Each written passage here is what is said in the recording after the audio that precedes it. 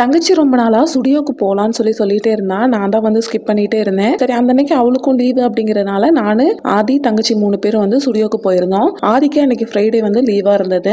ஸ்டுடியோக்கு போயிட்டு வெளியே வந்த பின்னாடி கரெக்டா பார்த்தீங்கன்னா, வழக்கமா பண்ற மாதிரி ஃபர்ஸ்ட் போய் சூடா ஒரு டீ குடிச்சாச்சு. அகல்புட்டிக்கு வந்து கலெக்ஷன்ஸ் கொஞ்சம் எடுத்துட்டு வந்திருந்தோம். ஸோ அதெல்லாம் கொண்டு வந்து வீட்டில் வச்சுட்டு சனிக்கிழமை அன்னைக்கு, அதாவது இன்னைக்கு இந்த வீடியோ போஸ்ட் ஆகுற அன்னைக்கு பார்த்தீங்கன்னா, நாங்க வந்துட்டு ஊருக்கு போற மாதிரி இருந்தது. ஸோ அதனால முன்னாடி நாளே வந்து காலையில பிரேக்ஃபாஸ்ட்டுக்கு தேவையானதை மட்டும் ரெடி பண்ணி வச்சிடலாம் அப்படின்ட்டு.